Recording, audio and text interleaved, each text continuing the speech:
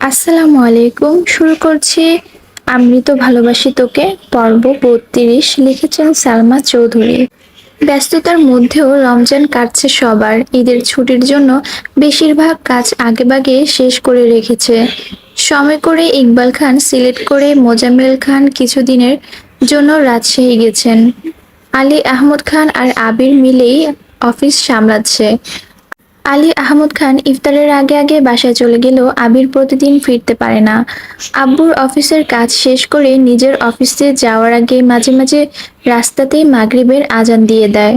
মাঝে মাঝে রাকিবদের সাথে ইফতার করে, কিন্তু প্রতিদিন মাগরিবের নামাজের পরপরই মেঘ কল দেয়। কল দিয়ে প্রথম প্রশ্নটাই থাকে, ইফতার করেছেন? কি কি খেয়েছেন? দ্বিতীয় প্রশ্ন, বাসায় কখন আসবেন? প্রতিদিনই মেঘের এই রুটিন। আবিরের বাসায় ফেরার সময় অনুসারে মেঘ নিজের কাজ শেষ করে। আবির বাসায় ইফতার করে বের হলে ফিরতে ফিরতে প্রায় ১-২টা বেজে যায়। আর ইফতার বাহিরে করলে তারাবির নামাজ শেষে বাসায় চলে আসে। মেঘও সেই অনুযায়ী নামাজ শেষ করে পাঞ্জাবি ডিজাইন করতে থাকে। আবির ফিরলে একসঙ্গে খাওয়া দাওয়া করে। রাত ছাড়া এখন আবিরকে দেখা যায় না বললেই চলে। তাই রাতটাই আবিরকে দেখার উত্তম সময়। যেদিন আবির বেশি রাত করে বাসায় ফিরে সেদিন সেহরিতে আবির মেঘকে আগে কল দেয়। অন্য দিনগুলোতে মেঘ আবিরকে কল দিয়ে ঘুম ভাঙিয়ে দেয়। পাশাপাশি রুমে থেকেও সামনাসামনি কারো মুখে কোনো কথা নেই। আজ শুক্রবার অফিস বন্ধ থাকায় আবির সকাল থেকে জামাকাপড় ধুচ্ছে। মেঘ কোনো কারণে ছাদে গিয়ে দেখে ছাদ ভরে আছে আবিরের শার্ট আর টি শার্টে। সবগুলোর মধ্যে সাদা শার্টের সংখ্যাই বেশি। সবগুলো গুনে শেষ করে মাথায় হাত দিয়ে বিড়বিড় করে নামতে দেখে প্রশ্ন করলো, ভর দুপুরে ছাদে গিয়েছিলে কেন? মেঘ উত্তর না দিয়ে উল্টো প্রশ্ন ছুড়ে দিল, একটা মানুষের ২৭টা সাদা শার্ট কিভাবে থাকতে পারে? আবির ভ্রুকুচকে স্বাভাবিক কণ্ঠে বলল, আরো ৫টা এখনো পরিইনি। এত শার্ট দিয়ে কি করবেন আপনি? ধুয়ে দিলাম, যেগুলো ছোট হবে সেগুলো দিয়ে দিব। মেঘ চাপা সুরে আওড়ালো, আমাকে ২টা শার্ট দিবেন? আবির ভারী কণ্ঠে শুধালো, তোর শার্ট লাগবে? মেঘ বিপুল চোখে চেয়ে তাড়াতাড়ি এপাশ ওপাশ মাথা নাড়ল। মনে মনে বলল, ইস, উনি শুনে ফেললো। মেঘ দ্রুত নিজের রুমে চলে গেছে। আবির নামাজ পড়ে সেই যে ঘুমিয়েছে, এর মধ্যে রাকিব প্রায় ২২টা কল দিয়েছে। আবির ঘুম থেকে উঠে এতগুলো কল দেখে ভয়ে ভয়ে কল দিল। রাকিব কল রিসিভ করেই হুংকার দিল, আজকে রোজা রাখছি বলে তোকে বলতে পারছি না, কতগুলো কল দিলাম, কইছিলি? ফোন সাইলেন্ট করে ঘুমিয়েছিলাম। কেন? একটু ঝামেলা হয়েছে। একটু না, বেশি ঝামেলা। ফোনে বলবি নাকি দেখা করবি? ইফতার করে বের হইস। আবির উষ্ণ সুরে জানালো, শরীরটা খুব দুর্বল, তুই বাসায় আয়, এখনই চলে আয়, সমস্যা নেই। না না, এখন আসলে সবার সাথে ইফতার করতে হবে। তোর বাপের আমি বিরাট ভয় পাই। উনি আমার দিকে তাকালে মনে হয় আমি গড়গড় করে সব বলে দিব। কি বলে দিবি? তোর আর মেঘের ব্যাপারে যা জানি সব এমনিতেই মুখ ফসকে বলে দিব। তার চেয়ে বরং ইফতারের পরে আসি। তোর ইচ্ছে।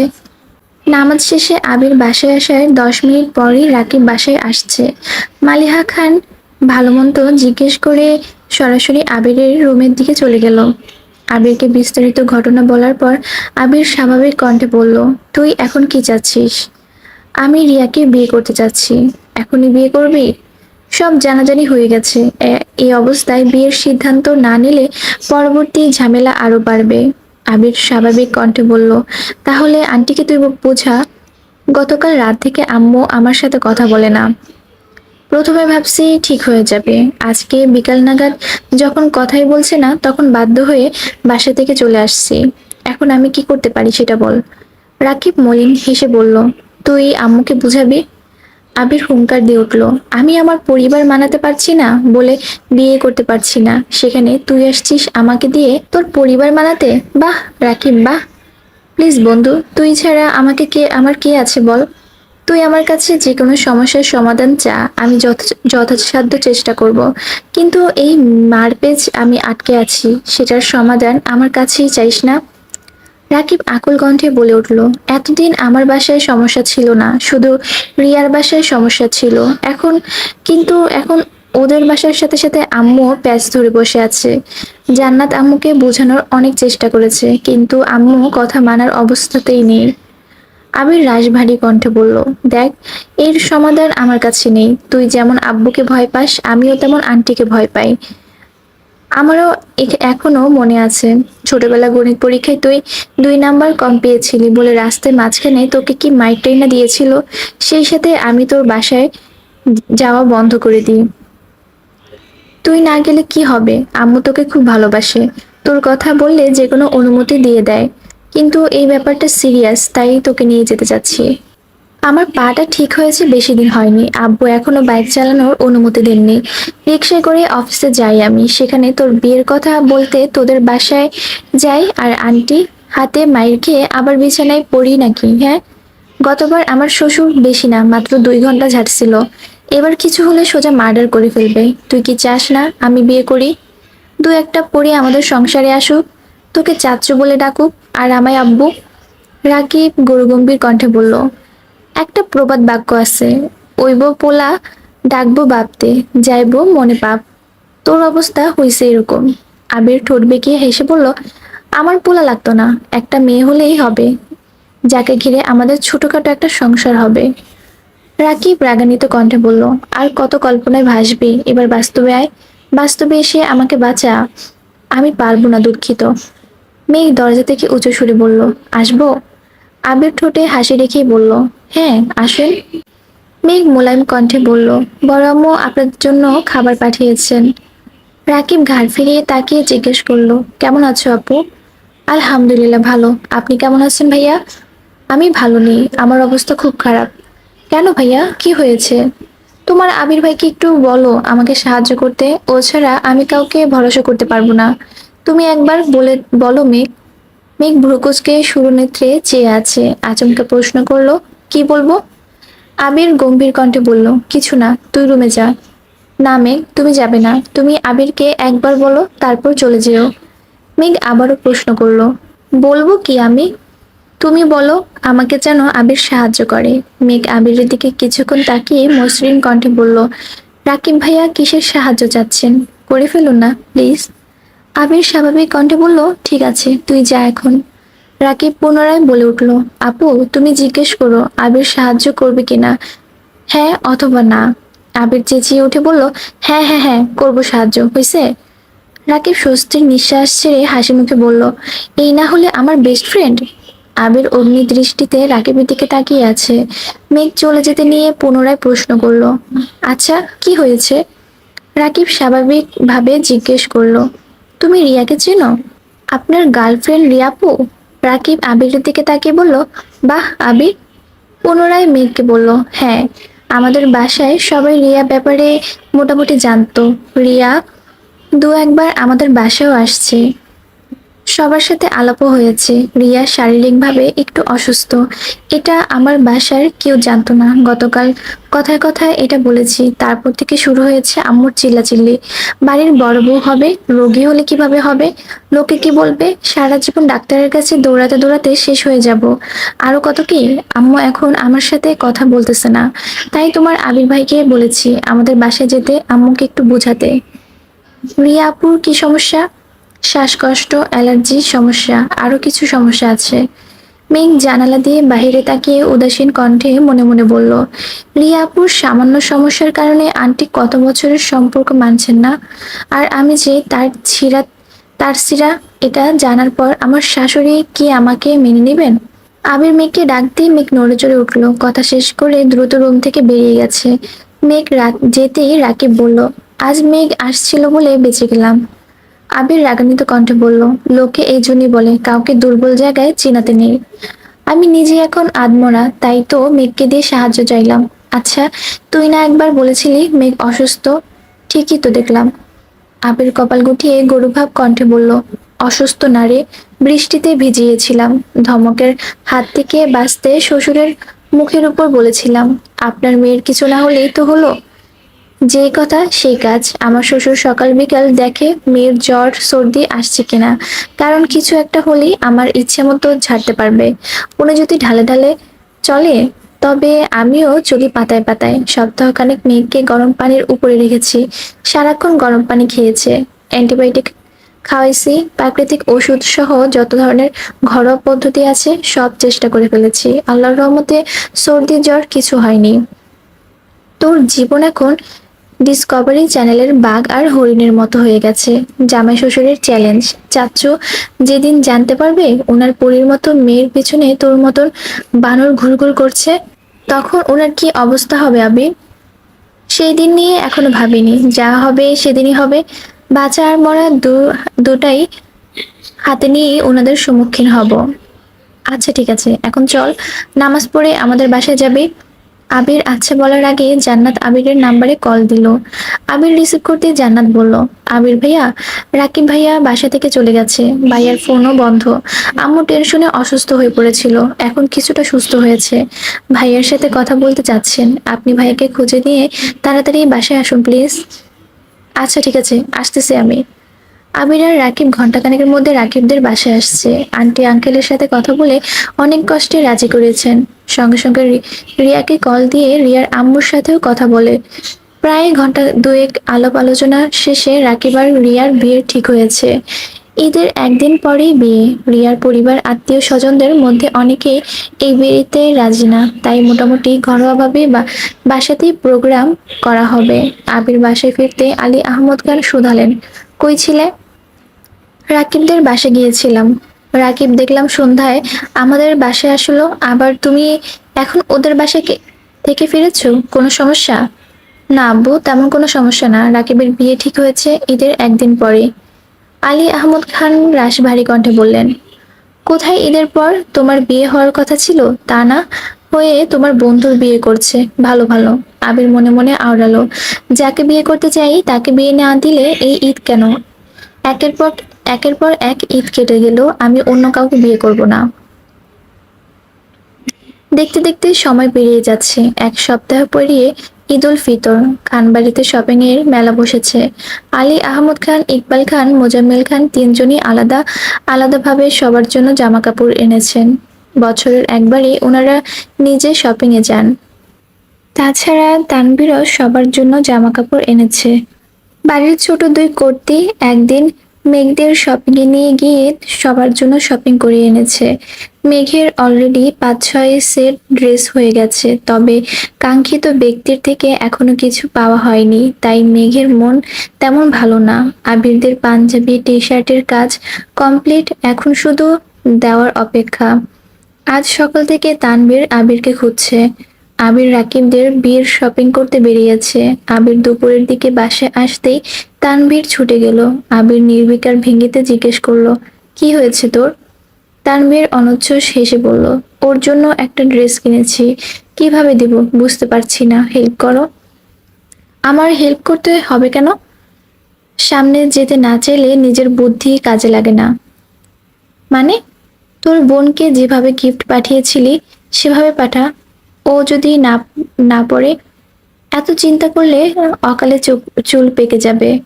তোর কাজ গিফট দেওয়া, একসেপ্ট করবে কিনা সেটা তার বিষয়। ঠিক আছে। তানভীর বন্যার ঠিকানা দিয়ে ড্রেস কুরিয়ারে পাঠিয়ে দিয়েছে। কুরিয়ার থেকে বক্স নিয়ে বন্যার রুমে গেল। সন্দেহ নিয়ে বক্স খুলতে বিশাল গর্জিয়াস এক ড্রেস বের হলো। ড্রেসের ওজনই বলে দিচ্ছে ড্রেসটা অনেক দামি। বন্যা সঙ্গে সঙ্গে মেঘকে কল দিয়ে সব ঘটনা খুলে বলল।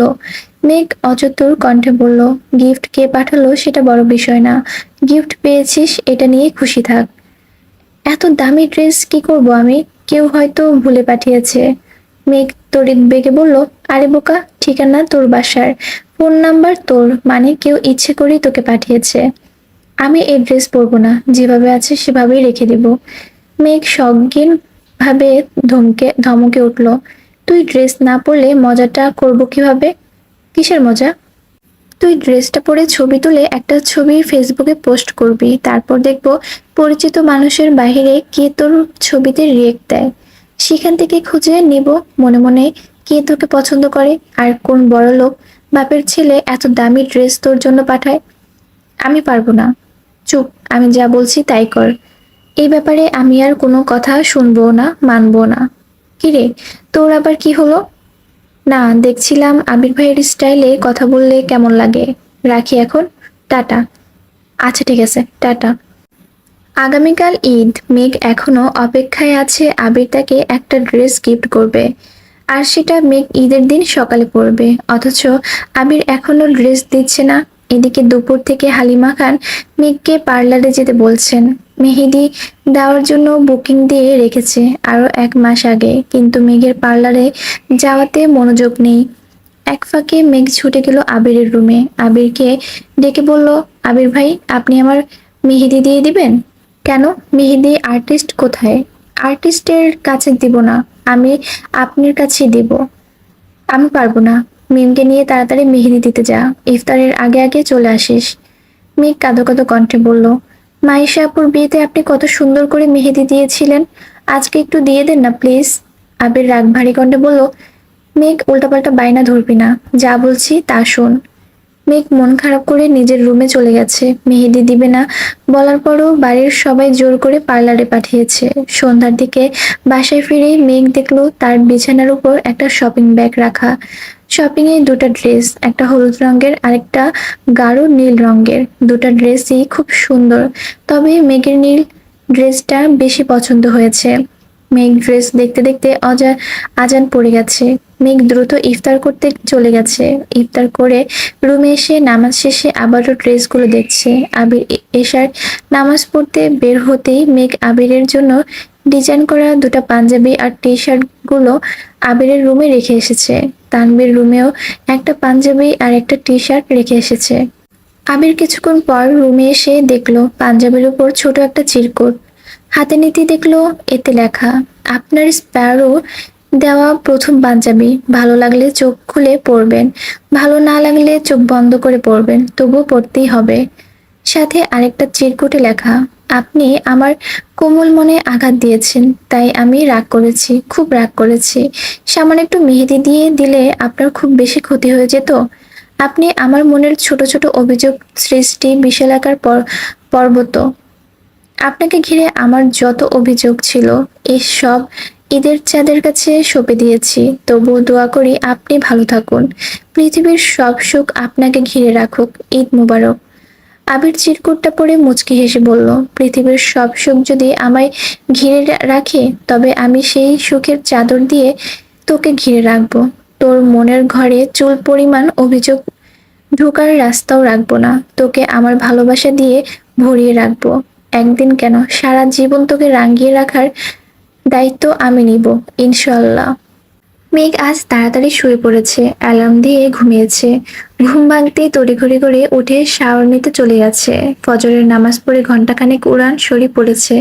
তারপর বেলকনিতে দাঁড়িয়ে আকাশের পানে তাকিয়ে আছে। কয়েক মুহূর্তের মধ্যে মেঘের দু চোখ বেয়ে টুপটুপ করে পানি পড়তে শুরু করেছে।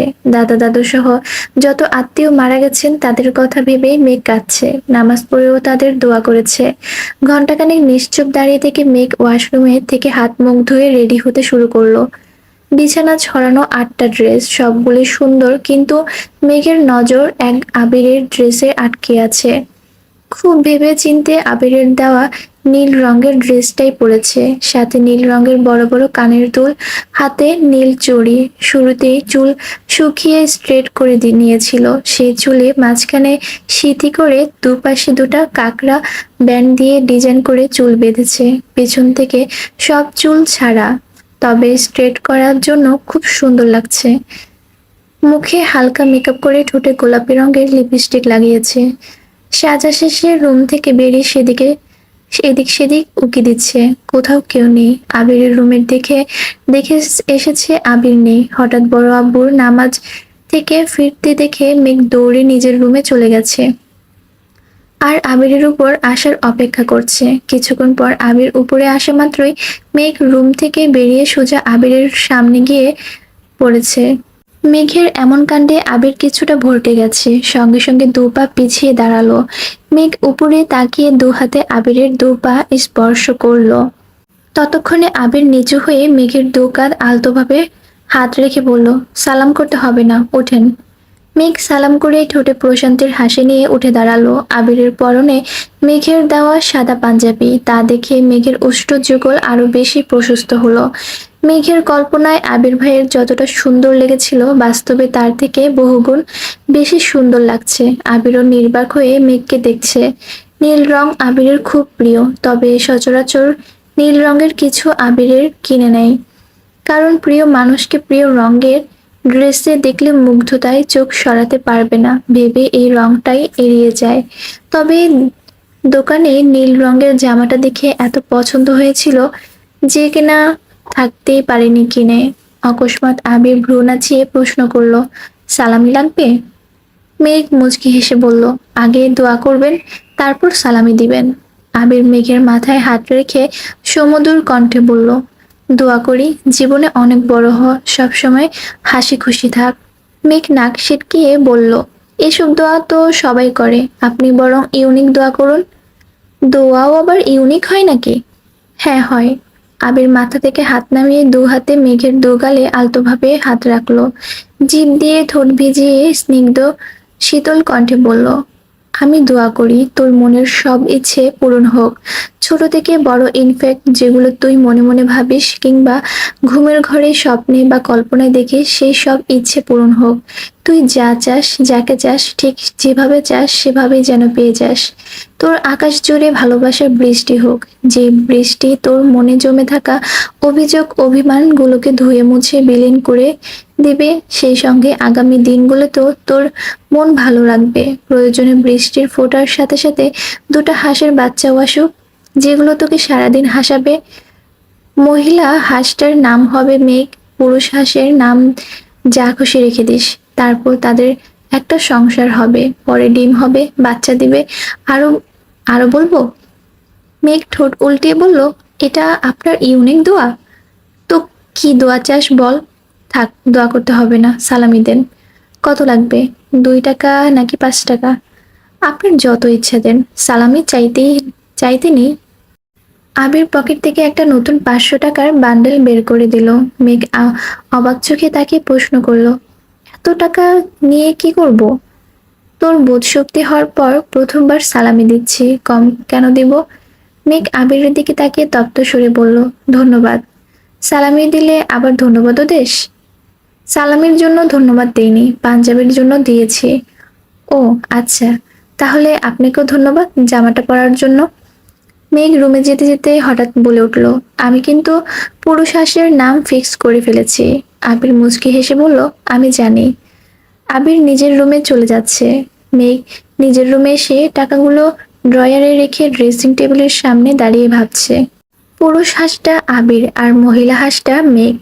একদিন তাদের বিয়ে হবে, তাদের সাজানো ছোট্ট একটা সংসার হবে, তারপর তাদের ঘর আলো করে একটা রাজকন্যা না হয় রাজপুত্র আসবে। উফ বলে মেঘ লজ্জায় দুহাতে নিজের মুখ ঢেকে দিয়ে ফেলল। প্লাস দেওয়ার গাল দুটা যতটা লাল হয়েছিল, এসব কথা ভেবে দুগাল 3 গুণ বেশি লাল হয়ে গেছে। কিছুক্ষণ পরেই মেঘ স্বাভাবিক হয়ে নিচে নামলো। মেঘের ড্রেস দেখে কাকিয়ে বলল, এই ড্রেসটা অনেক সুন্দর, তোকে খুব ভালো লাগছে, কিন্তু তুই যেটা পছন্দ করে কিনলি সেটা পরিসনি কেন? মেঘ হাসি মুখে বলল, ঈদ 7 দিন থাকে, সবার দেওয়া ড্রেসই পরবো। তানভীর নামাজের সময় তাড়াহুড়ো করে গেছিল বলে মেঘের দেওয়া পাঞ্জাবিটা পরতে পারেনি। বাসায় এসে তাড়াতাড়ি করে মেঘের দেওয়া পাঞ্জাবি পরে নিচে আসছে। আবিরও ততক্ষণে নিচে আসছে। সবাই একবার আবিরকে দেখছে, আবার তানভীরকে। হালিমা খান প্রশ্ন করলেন, তোরা কি সেম পাঞ্জাবি কিনেছিস? তানভীর ঠোঁট হাসি রেখে বলল, পাঞ্জাবি গিফট পেয়েছি। কে দিল? বনু আমাকে আর ভাইয়াকে গিফট করেছে। ডিজাইন নিজে করেছিস? মেঘ ছোট করে বলল, হ্যাঁ। বাহ, খুব সুন্দর হয়েছে, তোর আব্বু চাচুদেরকেও দিতে। ভালো লাগলে ইনশাল্লাহ আগামী ঈদের সবাইকে দেব। ইনশাল্লাহ। সবাই একসঙ্গে খাওয়া দাওয়া শেষ করে 5 ভাই বোন মিলে ঘুরতে বেরিয়েছে। তানভীর ড্রাইভ করছে, আবির তার পাশের সিটে বসে আছে। ফুপির বাসা থেকে অলরেডি ঘুরে অল্প নাস্তা করে আসছে। রাস্তায় যেতে যেতে মেঘ হঠাৎই বলে উঠল, ভাইয়া চলো না, বন্যাদের বাসায় এদিকে যাই। আবির আর তানভীর দুজনেই আঁতকে উঠল। তাদের প্ল্যান ছিল এদিক সেদিক ঘুরে শেষে বন্যাদের বাসায় এদিকে যাবে, কিন্তু মেঘ শুরুতেই বলে ফেলল। তানভীর মুখ ভঙ্গি স্বাভাবিক রেখে প্রশ্ন করলো, ওইদিকে কেন? বন্যা, ঈদে কোথাও বের হয় না। আমরা যেহেতু বের হয়েছি, ওকে দেখে আসি। আবির মৃদু হেসে বলল। তানবীর বন্যাদের বাসার উদ্দেশ্যে রওনা দিল। আবির পাশে বসে ফোনে কিছু একটা করছে আর তানবীরের সাথে টুকিটাকি গল্প করছে। হুট করে আদি বলে উঠল, আবির ভাইয়া, তুমি আমাকে সালামি দেওনি কেন? আদির কথা শুনে মিম মেঘ দুজনেই চমকে উঠেছে। মেঘ মনে মনে ভাবছে, আপনি আমাকে এত এত টাকা সালামি দিলেন, অথচ আদিকে দিলেন না, এটা কি ঠিক হলো? আবির ভ্রু গুটিয়ে গম্ভীর কণ্ঠে বলল, আমি নামাজে যাওয়ার আগেই তোদের সালামি কাকিয়ার কাছে রেখে গিয়েছি। কাকিয়া ব্যস্ত, তাই হয়তো মনে নেই। বাসে গেলেই পেয়ে যাবি। তাছাড়া গতকাল তোদের রুমে ড্রেসও রেখে আসছি, দেখিসনি? মিম তড়িৎ রেগে বলল, হ্যাঁ দেখেছি, ড্রেসটা খুব সুন্দর হয়েছে, রাতে পরবো। আদিও বলে উঠল, শার্টটা রাতেই দেখেছি, থ্যাংক ইউ ভাইয়া। তানবীর ঠাট্টার সুরে বলল, আদি তোর সালামি কত হলো? আদি মুখ ফুলিয়ে বলল, তোমাকে কেন বলবো? আমি রাতে ঘুমালে তুমি নিয়ে যাইতা? তানবীর হেসে বলল, সে আমি এখনই তোর থেকে নিতে পারি, নিব? আদি চিৎকার দিয়ে উঠল, না। আবির মেয়েকে হেসে সুরে বলল, দূর, তানবীর তো সালামি নিয়ে কি করবে? আদি মুখ ফুলিয়ে বলল, একবার নিয়ে গিয়েছিল। আবির ভ্রুকুচকে সন্দেহের দৃষ্টিতে তানবীরের দিকে তাকালো। তানবীর হেসে বলল, আরে ভাইয়া, ব্যাপারটা তেমন না। তো কেমন? তখন আদি আরো ছোট ছিল। আদি আমার কাছে সালামি চাইছে, তো আমি বলেছি তুই যত সালামি পেয়েছিস আমি একাই ততটা দিব। আদি যেন তার সালামি আমাকে দেখায়। তারপর আদি বের করে দিল সব। তখন মজা করে আমি একবার বলেছিলাম, এখন যদি তোর সালামি আমি নিয়ে যাই তাহলে কেমন হবে? বলছি না মরেছি। আদি কাঁদতে কাঁদতে ফ্লোরে গড়াগড়ি করে শুরু করে দিয়েছে। আমার পকেটে যত টাকা ছিল আমি সব দিয়ে দিয়েছি, তবুও আদির কান্না থামে না। আব্বু বড় আম্মু ইচ্ছে মতো আমাকে ঝাড়ছে, তবুও আদিকে থামাতে পারিনি। প্রায় 30-40 মিনিট মাটিতেই গড়াগড়ি করেছে। আমি সেদিনই মনে মনে কানে ধরেছি, আর যাই করি সালামি নিয়ে কোনো মজা করব না। এরপর থেকে ঈদের দিন গোসল করে রেডি হওয়ার আগেই ওদের সালামি দিয়ে দেই। হাতে যত থাকে ততই দেই, ভালোবাসা আর দেখাতে যাই না। তানভীরের কথা শুনে সবাই হাসছে। ততক্ষণে বন্যাদের বাসার কাছে চলে এসেছে। মেঘ গাড়ি থেকে নেমে বলল, আমি চাই তোমরা গাড়িতে বসো। মিম পেছন ডেকে ডেকে বলল, আপু, আমি তোমার সাথে আসি। মেঘ আস্তে করে বলল, আয়। আদিও বলে উঠল, আমিও আসি।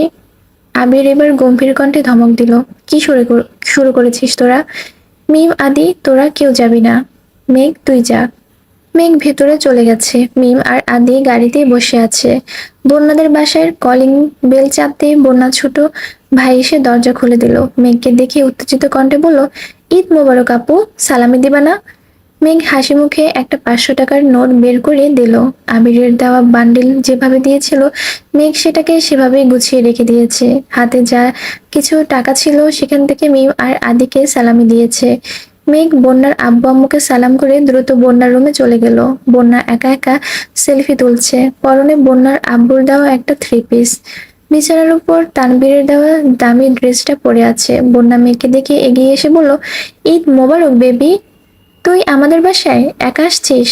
মেঘ মুখ বেঁকিয়ে গম্ভীর কণ্ঠে বলল, ঈদ মোবারক। ঈদের দিন আমাকে একা বের হতে দিবে? তোর মনে হয় আবির ভাই, ভাইয়া, মিম আদি সবাই আসছে, ওরা নিচে গাড়িতে। ওনাদের ভিতরে নিয়ে আসিসনি কেন? চল ওনাদের ডেকে আনি। ওনাদের আসতে হবে না, তুই রেডি হ, তোকে নিয়ে ঘুরতে যাব। আমি তোর ভাইয়ার সাথে কোথাও যাব না, সরি। মেঘ রাগী ভার কণ্ঠে বলল, কেন, আমার ভাইরা কি বাঘ নাকি ভাল্লুক যে তোকে খেয়ে ফেলবে? চল, আর ওই ড্রেসটা পরে যাবি, আমি তোকে সুন্দর করে ছবি তুলে দেব, তারপর যা বলেছিলাম তাই করব। বন্যা কপাল গুটিয়ে বলল, ড্রেসের মালিককে খোঁজার আমার কোনো ইচ্ছে নেই। ড্রেস এমনি পরে থাকুক, এখন নিচে চল, ওনাদের ডেকে নিয়ে আসি। আব্বু শুনলে বকা দিবে, চল। ওনাদের ডাকতে পারি, তবে একটা শর্তে, তুই যদি বলিস তুই আমাদের সাথে ঘুরতে যাবি তবেই ওনাদের ডাকবো। আর ঘুরতে গেলে অবশ্যই এই ড্রেসটা পরে যেতে হবে। আমি এই ড্রেস পরতে পারবো না। তাহলে আমিও চলে যাচ্ছি। যাওয়ার সময় কাঁদতে কাঁদতে আঙ্কেল আন্টিকে বিচার দিয়ে যাব যে তুই আমার সাথে খুব বাজে আচরণ করেছিস আর তোদের বাসায় আসতে নিষেধ করেছিস। বন্যা মেঘের হাত ধরে আটকে দিল। গম্ভীর কণ্ঠে বলল, এত ঢঙ্গি মেয়ে, আমি তোকে কখন কি বললাম? মেঘ দাঁত কেলে হেসে বলল, তুই বলিসনি, তবে আমি ঠিকই বলবো। আমি ভাইয়াদের বলে তোদের বাসায় পর্যন্ত নিয়ে আসলাম, আর তুই আমাদের সাথে যেতে রাজি হচ্ছিস না? এই, তুই এত নিষ্ঠুর কেন? হইছে হইছে, আর ঢং করতে হবে না, আমি যাব। শান্তি, এখন চল ওনাদের বাসায় নিয়ে আসি। মেঘ হাসি মুখে বলল, তোকে যেতে হবে না, তুই ওই ড্রেসটা পরে তাড়াতাড়ি রেডি হ, আমি নিয়ে আসছি। মেঘ চটজলদি নেমে আসলো। মেঘের ভাই বোন বাহিরে আছে শুনে বন্যার ছোট ভাই ওনাদের এগিয়ে আনতে গেল। মিম আদি দ্রুত বেরিয়ে গেছে। তানভীর গুরুভার কণ্ঠে বলল, ও রেডি হয়ে চলে আসলেই তো হতো, আমাদের ভেতরে যাওয়ার কি দরকার ছিল? আবির গাড়ির দরজা খুলতে খুলতে বলল, তোর একমাত্র শালা তোকে নিতে আসছে, যাবি না? শ্বশুর শাশুড়িকে সালাম করতে হবে না? তানভীর দুর্বল কণ্ঠে বলে উঠল, ওদের বাসায় যেতে আমার অস্বস্তি লাগে। শ্বশুর বাড়িতে গেলে সব ছেলেদেরই এমন লাগে, এসব কোনো বিষয় না, চল। মেঘ মিমরা অনেকটা সামনে চলে গেছে। আবির আর তানভীর পেছনে বিড়বিড় করতে করতে যাচ্ছে। বাসায় ঢুকে সবাই বন্যার আম্মুকে সালাম করলো। বন্যার বড় আপুর টুকিটাকি কথা বলে সবাই খাবার টেবিলে বসতে বলল। মেঘ বারবার বলে দিয়েছে যেন অল্প করে নাস্তা দেওয়া হয়, কারণ কিছুক্ষণ আগেই ফুপ্পিদের বাসা থেকে খেয়ে এসেছে তারা। সবার নাস্তা প্রায় শেষের দিকে। এমন সময় বন্যা রেডি হয়ে উপর থেকে নামছে। তানভীরের দেওয়া খয়েরি রঙের ড্রেসটা বন্যাকে অসম্ভব সুন্দর লাগছে।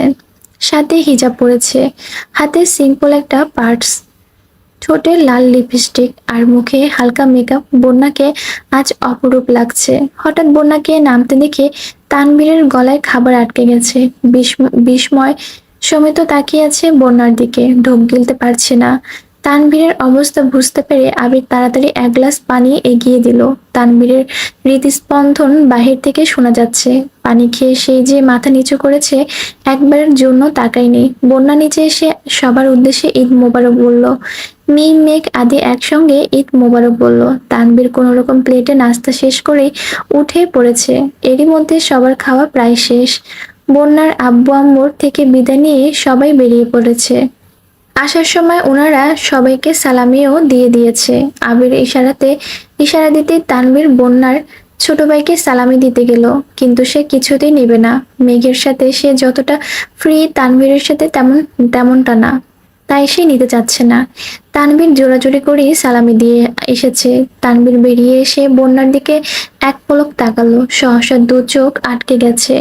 নিজে পছন্দ করে কেনা ড্রেস যখন প্রিয়জন পরে, তখন মনে অন্যরকম প্রশান্তি কাজ করে। তানভীর মুগ্ধ নয়নে বন্যার দিকে তাকিয়ে আছে। বুকের ভেতর ভূমিকম্পন কোনো মতেই সামাল দিতে পারছে না। আবির এগিয়ে এসে বলল, চাবিটা দে, গাড়ি আমি চালাচ্ছি। তানভীরের বুক থেকে সানগ্লাসটা খুলে তানভীরের চোখে দিয়ে বলল, সাবধান, সে কিন্তু তোর বোনের থেকেও বেশি চতুর। মান সম্মান ডুবাইস না, হিরো হতে এসে ভিলেন হয়ে যাইস না। আবির আবির গাড়িতে বসে একবার পিছনে দেখে নিল। তানভীর পাশের সিটে গিয়ে বসেছে, তার দৃষ্টি কোথায় কে জানে। আবির অতি সতর্কতার সহিত গাড়ি চালাচ্ছে। পেছনে মিম, মেঘ আর বন্যা নিজেদের মধ্যে গল্প করতে ব্যস্ত। মাঝে মাঝে আদিও তাতে সঙ্গ দিচ্ছে। সবাই ঘন্টা দুয়েক ঘোরাঘুরি করেছে। এই ফাঁকে মেঘ বন্যাকেও বেশ কিছু ছবি তুলে দিয়েছে। ঘোরাঘুরি শেষে বন্যাদের বাসায় যাওয়ার সময় মেঘ বন্যার ছবি দেখে একটা ছবি সিলেক্ট করে দিল ফেসবুকে পোস্ট করার জন্য। বন্যা আর মেঘ আস্তে ধীরে কথা বললেও আবির সে কথা শুনে ফেলেছে। আবির সহসা ব্রেক কষল। পেছন ফিরে মেঘ আর বন্যার দিকে এক পলক দেখে গম্ভীর কণ্ঠে বলল, ফেসবুক ছবি দেওয়ার অভ্যাস ত্যাগ কর। আজকের পর থেকে ফেসবুকে যেন কোনো ছবি না দেখি। আবিরের কথা শুনে মেঘ ঠোঁট উল্টে কাঁদো কাঁদো মুখ করে তাকালো। আবির দেখেও না দেখার মতো করে সামনে তাকে আবারও গাড়ি স্টার্ট দিল। মেঘ আর চোখে আবিরকে দেখছে। আবির মিনহাজকে ব্লক দেওয়ার পর মেঘের ফেসবুক আইডি থেকে মেঘের সব ছবি ডিলিট করে ফেলেছে। মেঘ বিষয়টা তখনই খেয়াল করেছে, বন্যাকেও জানিয়েছে। আবিরের জেলাসি দেখে সেদিন মেঘ আনমনে অনেকক্ষণ হেসেছে। তবে আজকে শুধু মেঘকে বলেনি, আবির বন্যাকে সহ ওয়ার্নিং দিয়েছে। আবির মেইন রোডে গাড়ি থামিয়ে তানভীরকে বলল, তানভীর, বন্যাকে বাসা পর্যন্ত এগিয়ে দিয়ে আয়। বন্যা সঙ্গে সঙ্গে বলল, আমাকে এগিয়ে দিতে হবে না, আমি যেতে পারবো। আবির রাশভারী কণ্ঠে বলল, জানি, কিন্তু তুমি যেহেতু আমাদের সাথে বেরিয়েছো, তাই আমাদের উচিত তোমাকে বাসা পর্যন্ত পৌঁছে দেওয়া। তানভীর, যা। বন্যা আর কথা বাড়ালো না, সবার সাথে বিদায় নিয়ে নেমে গেল। গলির রাস্তায় তানভীর আর বন্যা হাঁটছে। তানভীর শান্ত সুরে বলল, ঈদ মোবারক। ঈদ মোবারক। কারো মুখে কোনো কথা নেই। বাসার কাছাকাছি আসতেই তানভীর পকেট থেকে টাকা বের করে বন্যার দিকে এগিয়ে বলল, এটা তোমার সালামি, নাও। আমার সালামি লাগবে না ভাইয়া। ভাইয়া ডাক শুনে তানভীর কপাল গুটিয়ে শুকনো নেত্রে তাকিয়ে শক্ত কণ্ঠে বলল, ভাইয়া ডাকছো আর সালামি নিবা না? মেঘ মিমো আমার এত সুন্দর করে ডাকে না। তানভীর বিরক্তি ভরা কণ্ঠে কথা বলায় বন্যা থতমত খেল। কিছু বলার আগে তানভীর আবার জিজ্ঞেস করলো, নিবে নিবে কি না? বন্যা চুপচাপ সালামি নিয়ে তানভীরের দিকে তাকিয়ে মৃদু সুরে বলল, সালামি নিলে সালাম করতে হয়, আপনাকে সালাম করি। বন্যা একটু নিচু হতেই তানভীর এক লাফ কয়েক হাত পিছিয়ে গেল। তৎক্ষণাৎ রাগী সুরে বলল, একদম না। তানভীরের এমন কাণ্ডে বন্যা ভ্যাবাচ্যাকা খেল। তার খানিক বাদে বন্যা হাসতে হাসতে এক পা এগোতেই তানভীর গাড়ির দিকে ছুটল। বন্যা দাঁড়িয়ে থেকে একাই কিছুক্ষণ হাসলো, তারপর বাসার দিকে চলে গেছে। তানভীরকে দৌড়ে আসতে দেখে আবির গম্ভীর কণ্ঠে জিজ্ঞেস করলো, কি হয়েছে তোর? কিছু না। বাসা পর্যন্ত দিয়ে এসেছিলি? না। আবির মেঘের দিকে তাকিয়ে বলল, কল দিয়ে জিজ্ঞেস কর বাসায় পৌঁছেছে কিনা। মেঘ বন্যাকে কল দিতেই বন্যা সালামি আর সালামের ঘটনা বলল। মেঘ হাসতে হাসতে ফোন কেটে দিয়েছে। তানভীরের স্বভাবই এমন, সালামি দেওয়ার দায়িত্ব, তাই সকালবেলায় ছোটদের সালামি দিয়ে দেয়। তবে কেউ তাকে সালাম করতে আসলেই সে ছুটে পালায়। আগে প্রায় সময় মেঘ সালাম করার জন্য তানভীর পিছু পিছু সারা বাড়ি ছুটতো, কিন্তু এখন আর তা করে না। বন্যা জানতো না, কিন্তু তানভীরের এক্সপ্রেশন দেখে সে না হেসে থাকতে পারেনি। মেঘ কল কেটে হাসতে হাসতে বলল, বাসায় পৌঁছেছে। হাসছিস কেন? এমনি। তানভীর মনে মনে বিড়বিড় করে বলল, এই কথাটাও বনিকে বলে দিতে হয়। আবারও আওড়ালো, বোনের বান্ধবীকে পটানোর আগে বোনকে পটাতে হবে। আবির তানভীরের দিকে তাকালো। কিছু একটা কাহিনী করেছে সেটা ঠিকই বুঝেছে আবির, তবে কি করেছে সেটা বুঝতে পারছে না। সেসব তেমন পাত্তা না দিয়ে বাসায় এসেছে। ফ্রেশ হয়ে সবার সাথে খেতে বসেছে। পেট যতই ভরা থাকুক, যতই ঘোরাঘুরি করে আসুক না কেন, ঈদের দিন দুপুরে সবাই একসঙ্গে বসে খেতেই হবে। এটাই এই বাড়ির নিয়ম। আলী আহমদ খান আবিরদের জন্যই অপেক্ষা করছিল। আবিররা আসতেই খাওয়া দাওয়া পর্ব শুরু হলো। অন্যান্য দিন বাড়িতে বউরা না বসলেও ঈদের দিন অন্ততপক্ষে সবার সাথে বসতে হয়। খাওয়া শেষে সবাই সবার মতো রেস্ট নিতে চলে গেছে। আজ রাতে ফুপ্পিদের খানবাড়িতে দাওয়াত দেওয়া হয়েছে।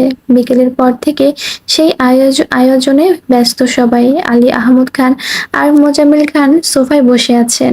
ইকবাল খান বন্ধুদের সাথে দেখা করতে চলে গেছেন। আবির তানভীর দুজনেই বাড়িতে। ঈদের দিন তানভীর সচরাচর বন্ধুদের সাথে দেখা করে না। মেঘ বিকেলের দিকে মোজাম্মেল খানের দেওয়া ড্রেসটা পরেছে, গাঢ় সবুজ রঙের গর্জিয়াস ড্রেস। চুলে একটা স্টোনের মুকুট পরেছে, পেছন থেকে চুলগুলো ছাড়া একদম রানীর মতো লাগছে। আত্মীয় স্বজন বেড়াতে আসলে মেঘ মিম যথাসাধ্য কাজ করলেও আজ তারা কিছুই করছে না। বিশেষ করে মেঘ ডাইনিং থেকে একটা চেয়ার নিয়ে ড্রয়িং রুমের মাঝখানে রেখে পায়ের উপর পা তুলে বসে আছে। দু হাতে কোনো অবধি মেহেদি দেওয়া, ম্যাচিং করা সবুজ কাচের চুড়িও পরনে। এক হাতে একটু পর পর চুল ঠিক করছে আর মিম আদির সাথে বকবক করছে। মেঘের ক্ষুধা লাগলে আদিকে এটা সেটা দিতে বলে, কারণ সে এই ড্রেস পরে কোনোভাবে রান্নাঘরে যাবে না। আবির ঘুম থেকে উঠে বারান্দা থেকে মেঘের ভাবভঙ্গি দেখে নিঃশব্দে হাসছে। অতঃপর শান্ত সুরে বলল, তোকে সারা জীবন রাজরানীর মতো যত্নে রাখার তৌফিক আল্লাহ যেন আমাকে দেন। আবির নিচে আসতেই আলী আহমদ খান ধীর কণ্ঠে ডাকলেন, আবির। জি আপু। তুমি কি অ্যাকাউন্ট থেকে টাকা তুলেছো? জি। কেন? একটু দরকার ছিল, কিছুদিনের মধ্যে রেখে দেব। আলী আহমদ খান তপ্ত সুরে বললেন, আমি রাখার কথা বলিনি আবির, এটা তোমার অ্যাকাউন্ট, তোমার যখন ইচ্ছে টাকা তুলবে, কিন্তু টাকাটা কেন তুলেছো সেটা আমার জানা প্রয়োজন। মিম আস্তে করে বলল, ভাইয়া আমাদের অনেক টাকা সালামি দিয়েছে বড় আব্বু। আলী আহমদ খান গুরুভাব কণ্ঠে বললেন, এখানে হাজারের কথা হচ্ছে না মা, লাখের কথা হচ্ছে। তাও 5-6 লাখ। তুমি যাও এখান থেকে। আবির নিশ্চুপ দাঁড়িয়ে আছে। আবিরের নিস্তব্ধতা আলী আহমদ খান সহ্য করলেও মোজাম্মেল খান সহ্য করতে পারলেন না। রাগী সুরে বললেন, ব্যবসায় লস খেলে সেখানে শুধু শুধু শুধু টাকা নষ্ট করো না আবির। তোমার যদি মনে হয় তোমার পক্ষে ব্যবসা চালানো সম্ভব নয়, তবে ছেড়ে দাও। আমাদের ব্যবসাতে মনোযোগ দাও। অ্যাকাউন্টে টাকাগুলো এমনি এমনি জমা হয়ে যায় না। তোমার আব্বুর কষ্টের জমানো টাকাইগুলো। আবির দু আঙ্গুলে কপাল হাত রেখে মেঘের দিকে তাকালো, মনে মনে বিড়বিড় করে বলল, তোকে পাওয়ার জন্য আর কত বকা আমার খেতে হবে সেটা একমাত্র আল্লাহই ভালো জানেন। আলী আহমদ খান পুনরায় বললেন, দেখো আবির, তুমি যথেষ্ট বড় হয়েছো। কি করলে ভালো হবে, কি করলে ক্ষতি হবে সেটা তুমি খুব ভালো করেই বুঝো। যাই করো বুঝে শুনে করবা। আবির অনচ্ছ হেসে বলল, আমি যা করি বুঝেই করি, আর যা করব তাও বুঝে করব ইনশাল্লাহ। আবির রান্নাঘরের দিকে চলে গেছে। মোজাম্মেল খান রাগী সুরে বললেন, ভাইজান, এই ছেলে সত্যি তোমার তো, নাকি কোথাও থেকে তুলে এনেছো? এমন ঘাড়তারামি করতে আমি আজ পর্যন্ত তোমাকেও দেখিনি। আলী আহমদ খান মলিন হেসে বললেন, তুই আবিরকে রাগিয়ে দেশ বলেই এমন করে। আরো তুলো মাথায়। আজ নিজের অ্যাকাউন্ট থেকে টাকা তুলেছে, কাল তোমার অ্যাকাউন্ট থেকে তুলবে, পরশু আমার অ্যাকাউন্ট থেকে তুলবে। তখনও তখনও কিছু বলবা না? আলী আহমদ খান বললেন, আমার অ্যাকাউন্ট থেকে তুললেও তোর অ্যাকাউন্ট থেকে তোলার সাহস হবে না। তানভীর সিঁড়ি দিয়ে নামতে নামতে মনে মনে বলল, আব্বু, তোমার অ্যাকাউন্ট থেকে টাকা নিয়ে ভাইয়া কি করবে? তুমি যার নামে টাকা জমাচ্ছ সেই তো ভাইয়ার। রাতে ফুপ্পিরা এসে খাওয়া দাওয়া করে গেছেন। আগামীকাল বিকেলে রাকিবের গায়ে হলুদ। খুব বড় অনুষ্ঠান না করলেও কাছের মানুষ, আত্মীয় স্বজনরা থাকবে। জান্নাতের শ্বশুর বাড়ির সবাই আগামীকাল দুপুর থেকেই রাকিবদের বাসায় চলে যাবে। এদিকে মেঘ আর মিমকে পাঠানোর জন্য জান্নাত আইরিন দুজনেই খুব রিকোয়েস্ট করেছে। মোজাম্মেল খান প্রথম দিকে রাজি না হলেও জান্নাতের জোরাজুরিতে বাধ্য হয়ে রাজি হয়েছেন। আজ সকালে খাবার টেবিলে সবাই উপস্থিত হতেই মোজাম্মেল খান নীরবতা ভেঙে বললেন, তানভীর, আবির আজ বিকেলে তোমরা বাসায় থেকো। আবির ভ্রু কুঁচকে বলল, আমাকে দুপুরের পর রাকিবদের বাসায় যেতে হবে। কেন চাচ্ছু? আমার এক বন্ধু আসবে, সাথে তার ছেলেও আসবে। আবির স্বাভাবিক ভঙ্গিতে বলল, আসলে আসবে, আমাকে থাকতে হবে কেন? আসলে ওনারা মেঘকে দেখতে আসবে, যদি পছন্দ হয় তাহলে কথা আগাবো। মোজাম্মেল খানের কথায় আবির যেন আকাশ থেকে পড়েছে। তানবীর বসা থেকে দাঁড়িয়ে বলল, বনুকে দেখতে আসবে মানে কিসের দেখা দেখি? মেঘের মনের ভেতর কাল বৈশাখের ঝড় শুরু হয়ে গেছে। আব্বু কি বলছেন? ছেলে দেখতে আসবেন মানে বিয়ে? নিরুদ্বেগ ভঙ্গিতে আবিরের দিকে চেয়ে আছে, তবে আবিরের অভিব্যক্তি বোঝার উপায় নেই। বাহিরে আবির যতই শান্ত থাকার চেষ্টা করুক না কেন, রাগে আবিরের শিরা উপশিরা নীল হয়ে গেছে। চুল থেকে কানের পাশ দিয়ে ঘাম পড়ছে। আবির এক আঙ্গুলে ঘাম মুছল। মোজাম্মেল খান ধীর কণ্ঠে বললেন, রফিক আমার পুরানো বন্ধু, অনেক বছর পর দেশে আসছে। মেঘকে দেখতে যাচ্ছে, তাই বাসায় আসতে বলেছি। তানভীর রাগে ফুঁসতে ফুঁসতে বলল, আমার বোনের কি রূপ বেয়ে পড়েছে যে ওকে দেখতে আসবে? আপনি ওনাদের কল দিয়ে আসতে নিষেধ করেন। আমার বোনকে আমি কারোর সামনে যেতে দিব না। আলী আহমদ খান ঠান্ডা কণ্ঠে বললেন, তানভীর, মাথা ঠান্ডা করো। ওনারা আসতে যাচ্ছেন, আসুক। আমরা দেখি, তাদের কথা যদি ভালো না লাগে তাহলে মেঘকে আনবই না। মেঘ আহম্মকের হয়ে বসে আছে, আবিরের দৃষ্টি প্লেটের দিকে। তানভীর রাগে উল্টোপাল্টা আচরণ করলো।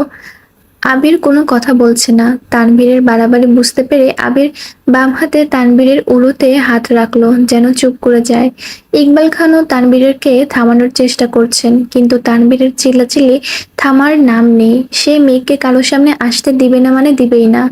আবিরের ইঙ্গিত বুঝতে পেরে তানভীর মেজাজ আরো বেশি তুঙ্গে উঠেছে। তানভীর ভেবেছিল আবির তার আব্বুকে কিছু বলবে, কিন্তু আবির উল্টো তানভীরকে থামতে বলেছে। তানভীর রাগে ভাতের প্লেট ধাক্কা মেরে উঠে চলে যাচ্ছে। সবার দৃষ্টি তানভীরের দিকে। ইকবাল খান ভারী কণ্ঠে বললেন, খাবারটা। তানভীর রাগে ফুঁসতে ফুঁসতে উপরে চলে গেছে। তিন ভাই টুকিটাকি আলাপ করছে। আবির কোনো দিকে না তাকিয়ে প্লেটের খাবার শেষ করে উঠে গেছে। ওঠার সময় মেঘের চোখে চোখ পড়ল। মেঘের চোখ ছলছল করছে, গভীর দৃষ্টিতে আবিরকে দেখছে, হয়তো আবিরের মন বোঝার চেষ্টা করছে। আবির সহসা চোখ সরিয়ে চলে গেছে। টানা 2-3 ঘন্টা তানবীরকে ডাকার পরও তানবীর দরজা খুলছে না। এদিকে মেঘ রুমে শুয়ে শুয়ে কান্না করছে। মিম মেঘের পাশে বসে মেঘকে বোঝানোর চেষ্টা করছে। আবির ছাদে দাঁড়িয়ে আছে। দুপুরের দিকে তানবীর রুম থেকে বেরিয়ে ফোঁস-ফোঁস করে সোজা ছাদে গেল। তানবীরকে দেখে আবির নিঃশব্দে হেসে এগিয়ে আসলো। আবিরের হাসি দেখে তানবীরের রাগে কটকট করে বলল। আবির তানবীরকে আলতোভাবে জড়িয়ে ধরে পিঠ আস্তে করে চাপড় মেরে বলল, এত মাথা গরম করলে কিভাবে হবে ভাই? তুই তো জানিস তোর বোনকে ছাড়া আমি চোখে ঝাপসা দেখি। আব্বু এসব কি শুরু করেছে? তুমি কিছু বললা না কেন? তোর বাপের চোখে আমি বহু বছরের জেলখাটা আসামি। আমি যাই বলতে যাব উনি তার উল্টো মিনিং বের করবেন। তার থেকে চুপ থাকাই শ্রেয়।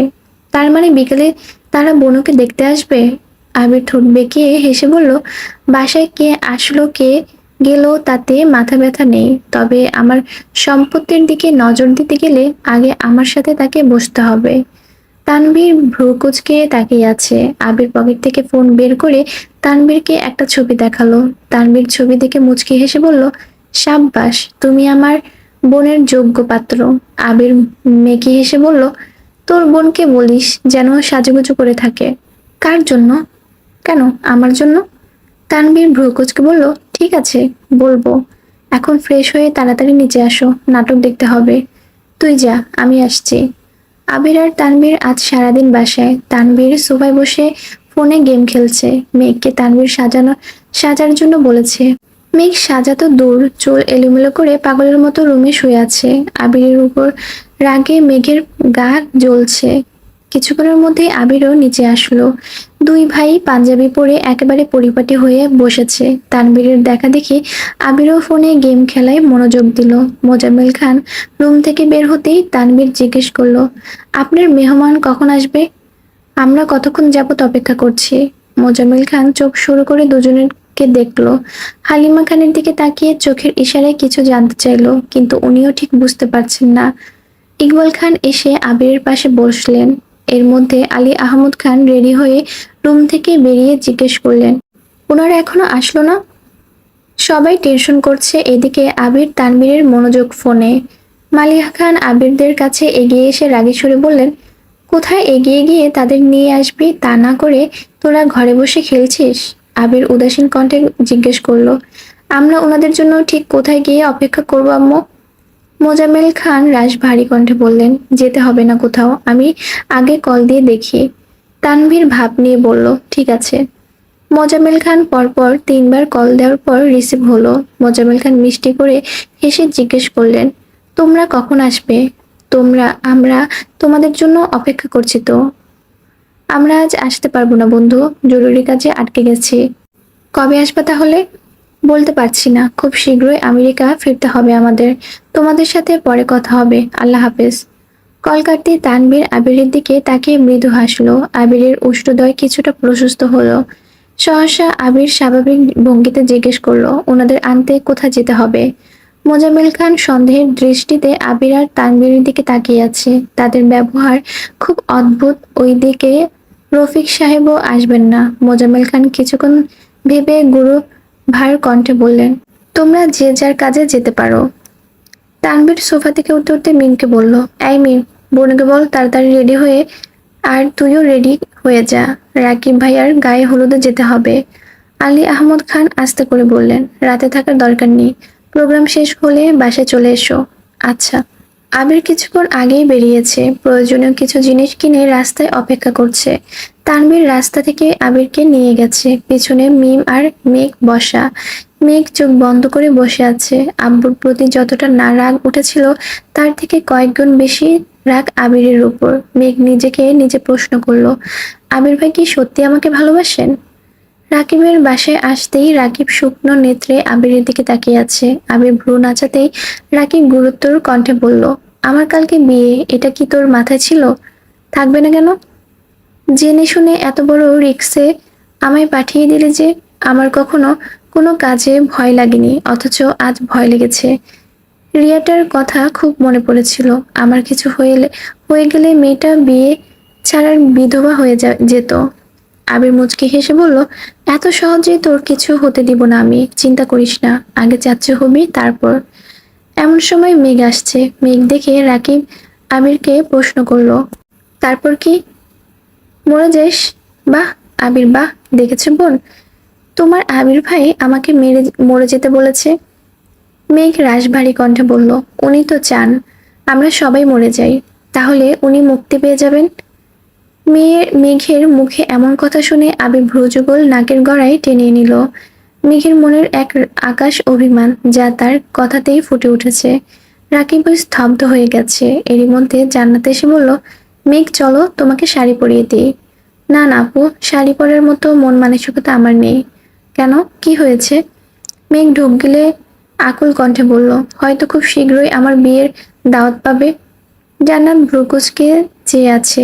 মেঘ চোখ মুছে মিমের পাশে সোফায় গিয়ে বসলো। রাকিব জান্নাতকে ইশারা দিতেই জান্নাত ভিতরে চলে গেছে। আবির সোফার কাছে গিয়ে গম্ভীর কণ্ঠে বলল, মিম তুই ভিতরে যা। মিম সঙ্গে সঙ্গে উঠে গেছে।